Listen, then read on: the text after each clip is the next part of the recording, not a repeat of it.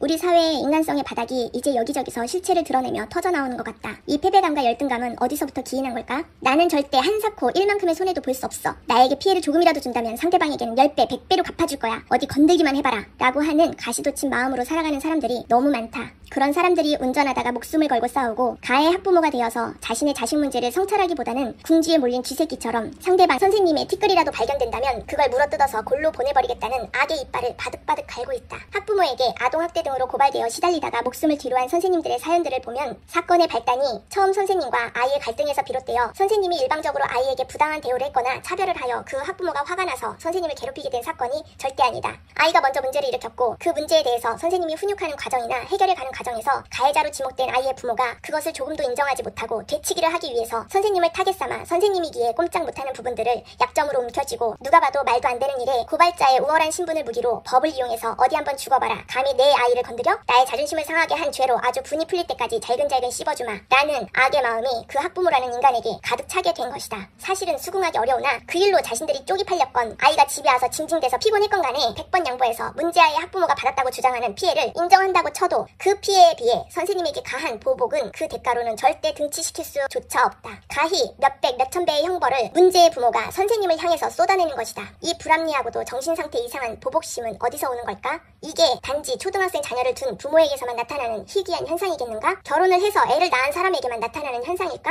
아니다. 이것의 근본적 문제는 사회가 만들어낸 분위기이며 그 사회의 책임이 가장 크다. 인간이란 게 개인의 의지대로 살고 있는 것 같지만 우리는 무의식 중에 많은 세뇌 속에 살고 있고 그 심리적 의도대로 움직이기도 하는 동물이기 때문이다. 지극히 개인적인 생각과 행동과 결론을 내는 것이 아니라 인간은 사회적 동물로서 사회와 주변의 많은 사람들의 영향을 받으며 행동을 결정하기도 하는 것이다. 학부모들의 문제뿐만 아니라 비인간적 사고방식을 가진 인간들이 어디 한두 군데 한두 사람이겠냔 말이다. 이것은 정말 심각한 질환의 증상으로 받아들이고 시급하게 경각심을 가지고 문제를 해결하기 위해 총체적으로 문제점을 파악하고 대책을 세우고 사회적 분위기를 바꾸기 위해 노력해야 한다. 국소적으로 학교에서 생긴 문제이니 학교와 선생님 그리고 학부모만의 문제로 문제를 해결하고 거기에 맞는 규칙을 만드는 것 가지고는 절대 해결될 수 없는 일이다. 물론 그 학교의 문제도 그 문제대로 법의 허점과 부작용들을 다시 바로잡는 노력이 필요하겠지만 크게 내다봐야 하는 국가의 책임자들은 이런 사회 문제들을 전체적인 시각으로 보면서 이러한 인간의 열등의식과 피해의식의 심화로 빚어지는 여러가지 사회 문제에 대해서 근원적인 대책들을 강구해야 한다. 작은 피해도 참을 수 없이 폭발시켜서 나에게 피해를 준 상대를 파멸까지 이끌어야 속이 풀리는 이러한 보복심의 세상, 이로 인한 피해자의 죽음 또는 그러한 피해망상에 의한 직접적인 범죄들, 이런 사회 문제가 익숙해져도 안 되고 그러한 사회가 계속해서 방치되어서도 안 된다. 가해자가 따로 정해져 있고 피해자가 따로 정해져 있는 것이 아니다. 선생님이 아니기 때문에 나에게는 전혀 생기지 않을 문제라고 생각해서도 안 된다. 칼을 들고 설치 있는 정신 이상자들, 그들의 그러한 잔인한 복수심은 어디서 왔겠는가? 그것 또한 아주 사소한 피해나 혹은 절대적인 피해망상에서 오는 폭발적인 보복심이 아니던가? 운전을 하다가 아주 작은 손해를 보았다고 해서 끝까지 쫓아가서 목숨을 걸고 싸우고 주차 시비로 작은 다툼이 폭력을 부르고 이러한 가시돋친 사회에서 당신은 살고 싶은가?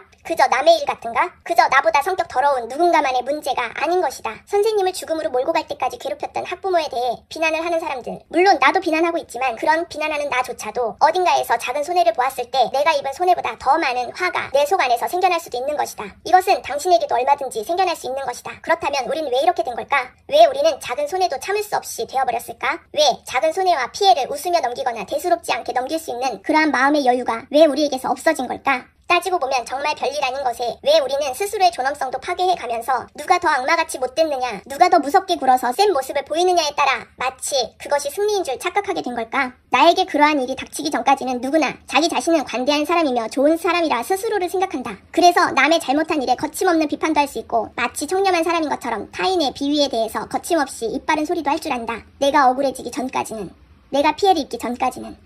약한 자에게 함부로 하고 강한 자에게 찍소리도 못하는 비겁한 모습을 우리는 모두 부정한다. 그러나 나에게 그러한 일이 닥치면 나조차도 내 분노를 분출할 만한 상대인지 아닌지를 따져가며 화를 내게 될 수도 있는 것이다. 그러한 비겁함이 우리 모두에게 있기 때문에 우리는 나보다 약해 보이는 상대에게 지나치게 화를 폭발시키는 것이다. 결코 작은 하나라도 지지 않으려고 어떻게든 상대방보다 1mm만큼이라도 더 세 보이고 싶어하고 더 잘 나가고 싶어하는 것이다. 힘과 재력, 권력이 사람을 평가하는 잣대가 되었기 때문에 그렇다. 그러나 사실은 마음이 약하고 자존감이 낮은 사람들이 내면에서 무시당할까 하는 두려움에 더욱더 마음을 굳게 닫고 가시돋친 채로 방어하며 살아가는 모습인데 그것을 자신이 힘이 세다고 착각하는 것이다. 진정으로 자신에 대한 자존감이 높고 여유가 있는 사람은 개미가 내 발을 밟았다고 해서 개미를 짓이기고 불에 태워야만 속이 풀리게 되지 않는다. 3살 먹은 꼬마가 와서 씩씩대며 내 허벅지를 꼬막손으로 쳤다고 해서 꼬마의 멱살을 잡고 바닥에 내동댕이 치며 내 허벅지를 친 죄를 따져 묻지도 않는다. 아이가 싹싹 빌어야만 겨우 용서해주거나 화를 풀지도 않는다. 전혀 기분이 나쁘지 않다. 그에게 꼬마는 전혀 위협이 되지 않기 때문이다. 그 정도의 손해에 불같이 화낼 만한 어리석은 사람이 아니기 때문이다. 그저 웃으며 씩씩대는 아이를 들어올려 안아줄 수도 있다. 사람들은 왜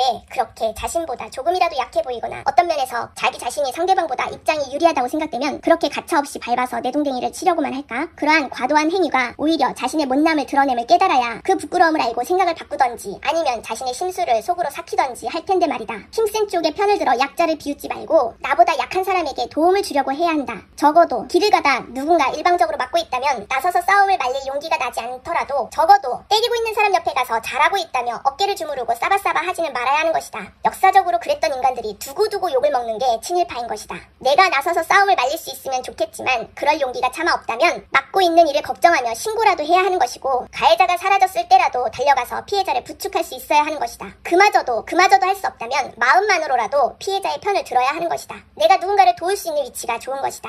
나의 힘을 자랑하며 누군가를 짓밟고 그게 마치 나의 승리인 양 의기양양히 한다면 실로 내면이 초라하기 짝이 없는 사람인 것이다. 이 얘기가 잘 체감이 되지 않는다면 개를 보아라. 큰 개의 여유를. 큰 개를 만났을 때 주인의 뒤에서 미친 듯이 짖어대는 아주 작은 강아지를 보면 바로 알 수 있을 것이다.